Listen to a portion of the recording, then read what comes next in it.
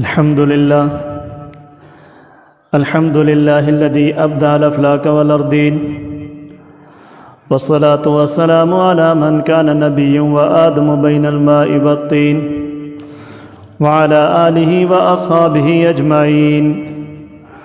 أما بعد، فأعوذ بالله من الشيطان الرجيم. بسم الله الرحمن الرحيم.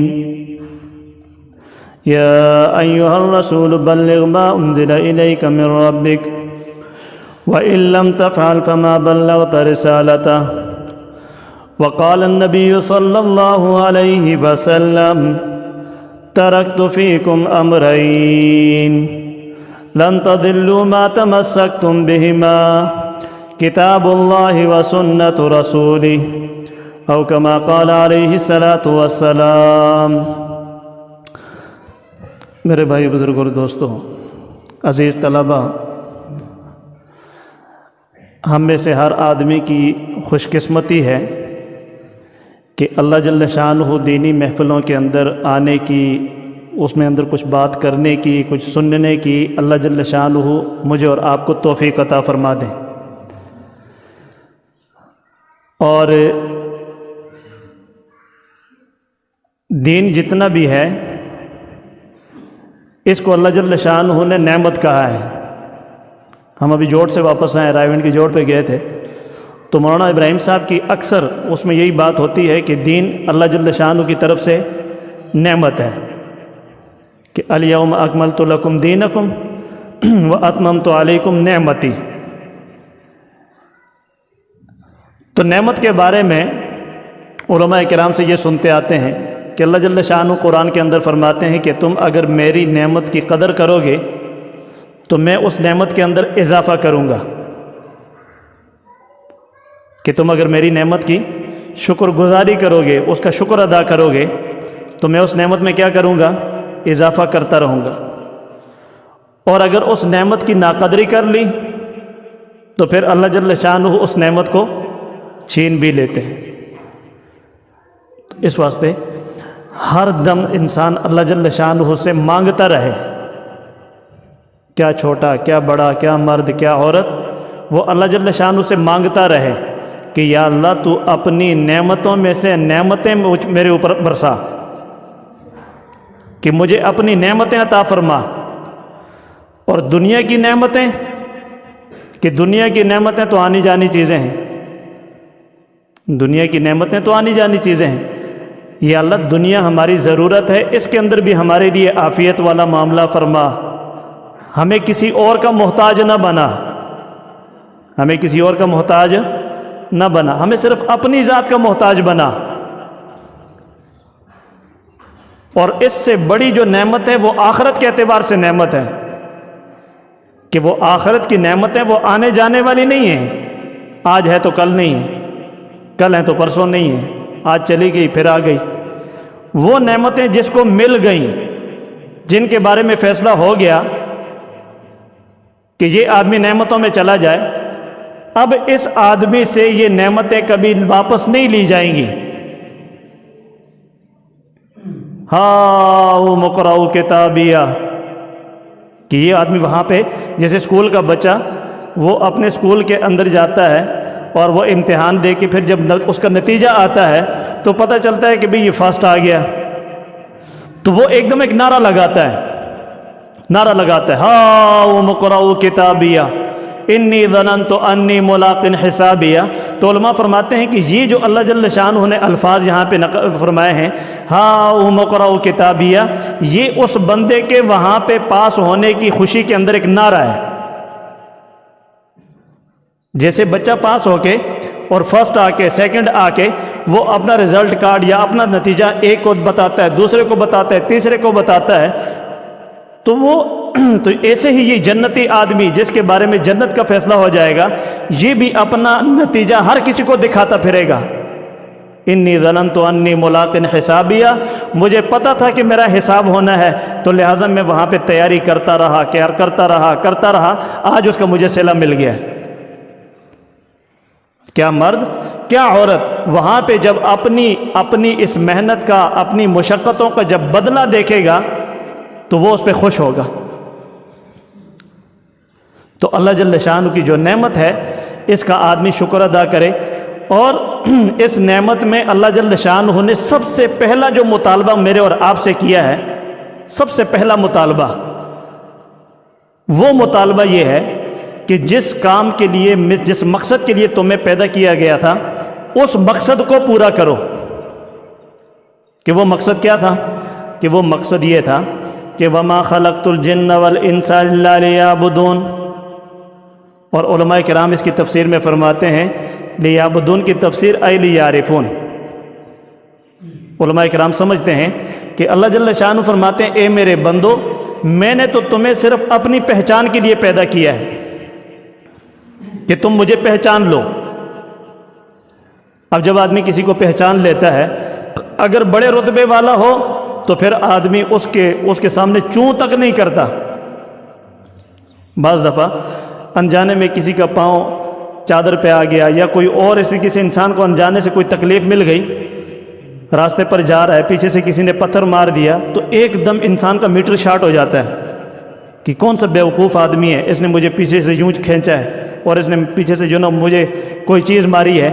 تو بڑا غصہ آتا ہے. پیچھے مڑ کے جب آدمی دیکھتا ہے، اگر کوئی غریب آدمی ہو تو اس کو آدمی جو نا دو چار گالیاں بھی دیتا ہے. پھر ہو سکتا ہے آگے آدمی بڑے غصہ زیادہ آتا ہے تو پھر آدمی کیا کرتا ہے، تھپڑ بھی لگا دیتا ہے. لیکن جب پیچھے دیکھتا ہے تو کوئی جی بڑی پارٹی ہو تو پھر آدمی ہنس لیتا ہے. دل میں بڑا غصہ ہوتا ہے، دل کے اندر بڑا غصہ ہوتا ہے، لیکن جب پیچھے دیکھتا ہے ایم پی اے صاحب، ایم این اے صاحب، کوئی سپاہی صاحب، ایس ایچ او صاحب، تو صاحب کو دیکھ کے پھر آدمی تو تھا. تو اب وجہ کیا ہے کہ رتبے کو پہچان کے آدمی پھر جو نا اس کے ساتھ معاملہ بھی الگ کرتا ہے. تو سب سے پہلا سبق اللہ جل شانہ نے جو قرآن کے اندر مجھے اور آپ کو پڑھایا، اقرا، اقرا، پڑھو. اب حضور اقدس صلی اللہ علیہ وسلم آگے سے کیا کہہ رہے ہیں، ما انا بقارن، کہ میں تو پڑھا ہوا نہیں ہوں. عاجزی دکھائی کہ یہ تو بہت بڑی اللہ جل شانہ کی طرف سے ایک امانت ہے، تو میں اس کو اٹھا نہیں سکتا. تو ما انا بقارن، میں تو پڑھا ہوا نہیں ہوں، میں کیسے پڑھوں گا. تو پھر فرمایا پڑھو، اقرا، پھر پڑھو. اب اس کے اوپر جب حضور اقدس صلی اللہ علیہ وسلم نے پڑھا تو پڑھایا کیا گیا، یا اللہ پڑھنے کے لیے تو میں تیار ہوں، لیکن پڑھوں کیا. نماز 5 وقت کی فرض ہے، الحمدللہ رب العالمین یہ پڑھنا ہے، اتحیات پڑھنا ہے، کیا پڑھنا ہے، کیا پڑھانا ہے آپ نے. اقرا بسم ربک الذی خلق. اپنے اللہ کو پہچانو. میں تمہیں پڑھا رہا ہوں، سب سے پہلے کیا پڑھا رہا ہوں، اللہ کو پہچانو کہ اللہ ہے کون. کہ اللہ ہے کون. ایک آدمی اللہ کو نہیں پہچانتا، ایک آدمی اللہ کو نہیں پہچانتا، وہ کبھی بھی اللہ کی نہیں مانے گا، وہ کبھی بھی اللہ کی نہیں مانے گا. ایک آدمی ایسے چو سے ڈرتا ہی نہیں ہے تو وہ کبھی بھی ایسے چو کی تعمیل نہیں کرے گا. وہ کہتا ہے ایسے چو کی شے تھی. تو جو آدمی اللہ کی مانتا ہے تو وہ کس وجہ سے مانتا ہے کہ اس کے دل کے اندر اللہ جل شانہ کی محبت ہے، اس کے دل کے اندر اللہ جل شانہ کا خوف ہے. تو اب میرے بھائی بزرگ اور دوستو، اللہ جل شانہ نے اپنی ذات کی پہچان کے لیے ہر دور کے اندر انبیاء علیہ الصلوۃ والسلام کو بھیجا. اور انبیاء علیہ الصلوۃ والسلام نے ایک جہاں پر اللہ جل شانہ کا تعارف کروایا اور ساتھ اس زندگی کا بھی تعارف کروایا جس کی وجہ سے اللہ جل شانہ راضی ہوتے ہیں.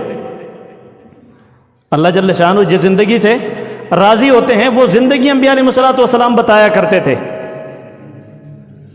اور پھر انبیاء علیہ الصلوۃ والسلام کی جو تیسری دعوت ہوتی تھی، وہ تیسری دعوت یہ ہوتی تھی کہ تم نے مرنا ہے، جس کام کے لیے تمہیں اس دنیا کے اندر بھیجا گیا ہے، اس کام کی کارگزاری کے لیے اللہ جل شانہ نے ایک وقت مقرر کیا ہوا ہے.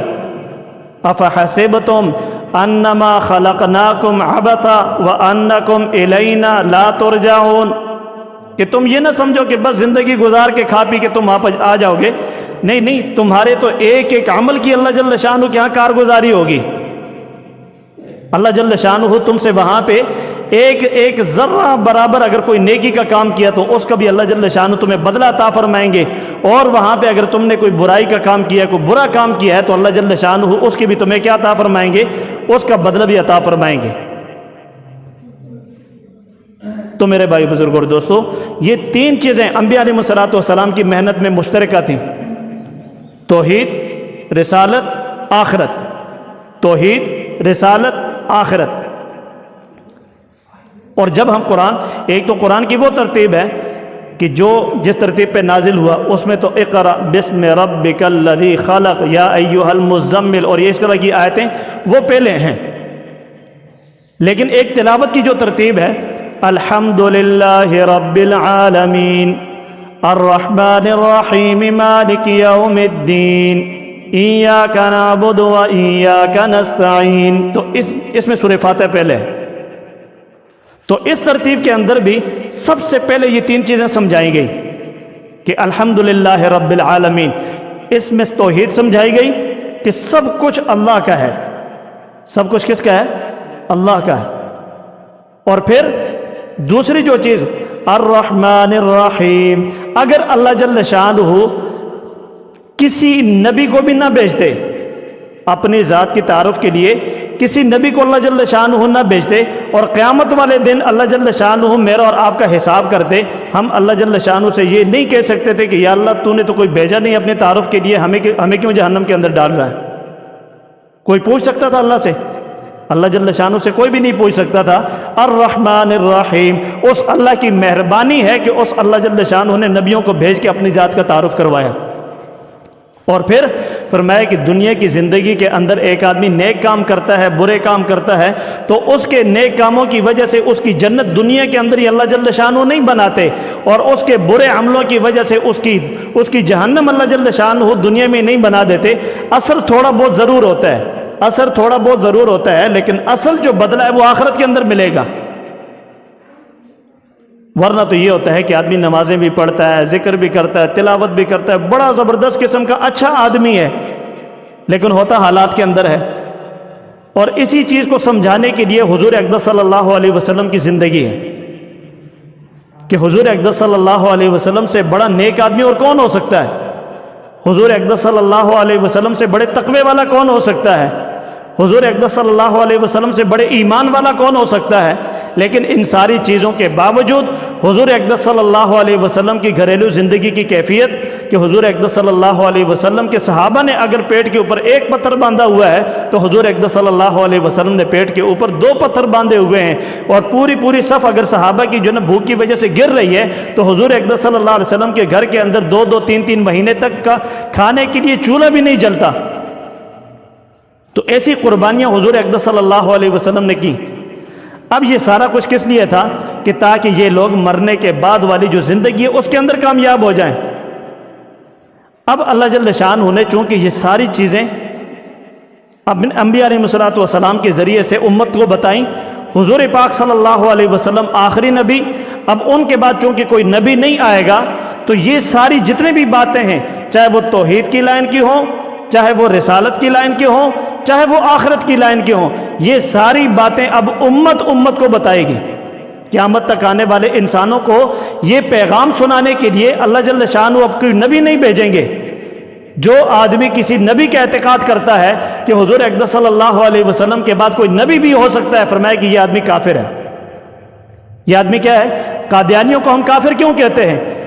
قادیانیوں کو کافر اسی وجہ سے کہا جاتا ہے کہ وہ حضور اقدس صلی اللہ علیہ وسلم کو آخری نبی نہیں مانتے، حضور اقدس صلی اللہ علیہ وسلم کو آخری نبی نہیں مانتے۔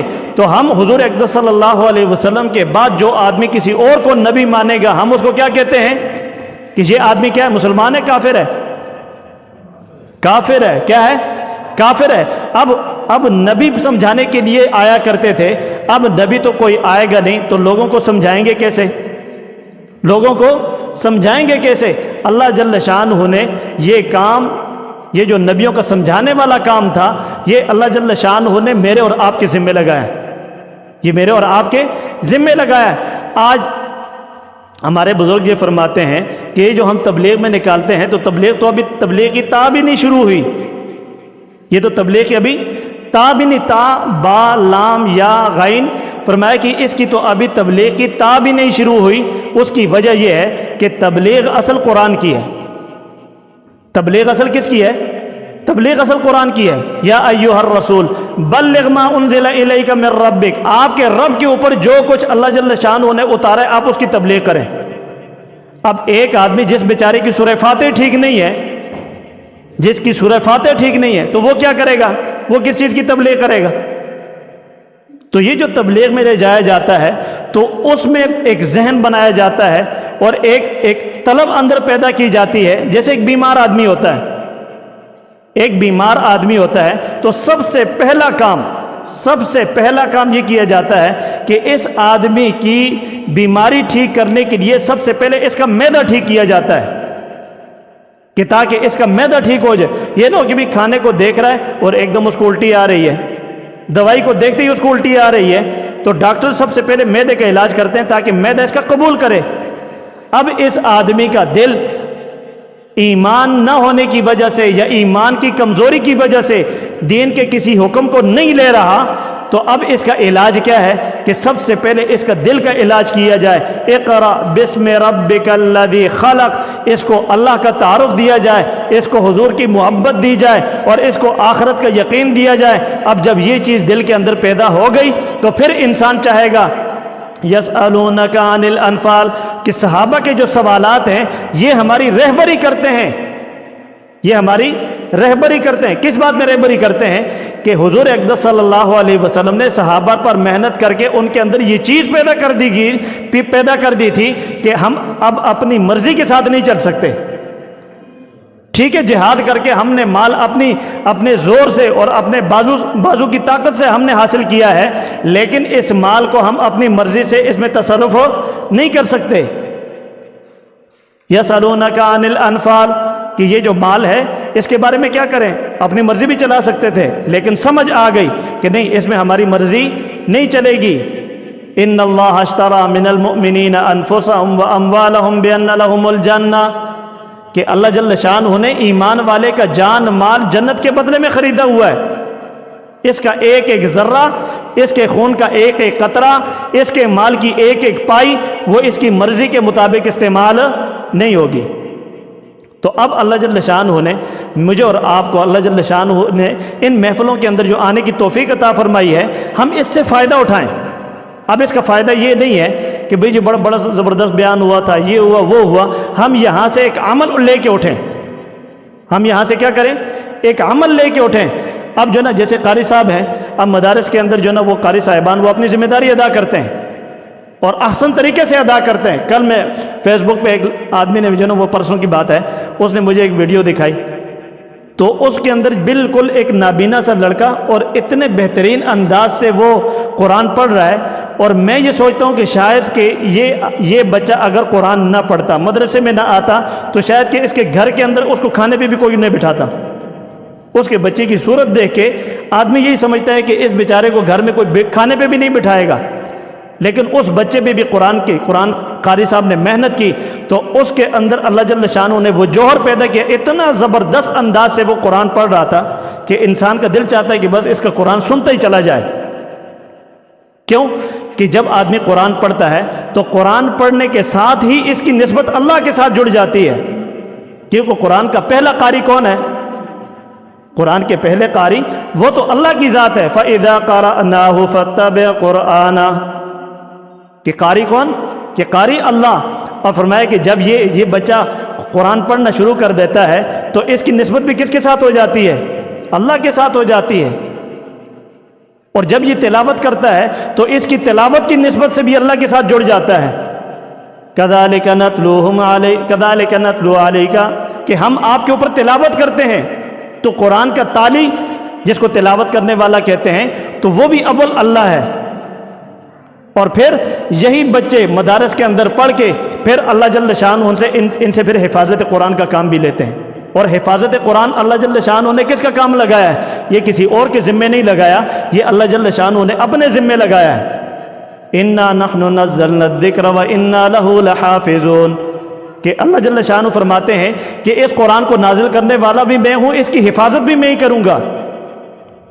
لیکن اللہ جل شانہ نے یہاں پہ یعنی واحد کا لفظ نہیں فرمایا کہ اِنَّا لَهُ، کہ اِنِّي لَهُ لَحَافِظٌ، کہ میں ہی اس کا حافظ ہوں. اللہ جل شانہ نے یہاں پہ جمع کا صیغہ استعمال فرمایا ہے کہ ہم ہی اس کے حافظ ہیں. تو بعض علماء تو فرماتے ہیں کہ بھی یہ تعظیم کے لیے ہے، اکرام کے لیے ہے، کہ اللہ جل شانہ بڑے ہیں اور بڑوں کے لیے جو ہے نا وہ ادب کا صیغہ استعمال کیا جاتا ہے، لیکن اللہ جل شانہ خود جو ہے نا خود کلام کرنے والے ہیں، تو اللہ جل شانہ نے ان قاریوں کو، ان حافظوں کو، ان عالموں کو اللہ جل شانہ نے اپنے ساتھ شامل کیا ہے۔ یعنی دنیا کے اعتبار سے بھی آدمی دیکھتا ہے کہ اللہ پاک خالق ہے کہ نہیں ہے۔ تبلیغ والے کہتے ہیں اللہ ہمارا خالق ہے، اللہ کے علاوہ اور کوئی خالق نہیں، کہتے ہیں کہ نہیں کہتے؟ لیکن یہ خالق ہونا اللہ جل شانہ کی صفت ہے، لیکن اس کا اظہار کیسے ہوتا ہے؟ اس کا اظہار کیسا ہوتا ہے کہ لڑکا لڑکی اس کا آپس میں نکاح ہوتا ہے، نکاح کے بعد جو نا ان کا تعلق، پھر اس کے بعد جو نا وہ حمل ٹھہرنا، بچہ پیدا ہوتا ہے، اس پہ جا کے اللہ جل شانہ کی صفت خالقیت کا ظہور ہوتا ہے۔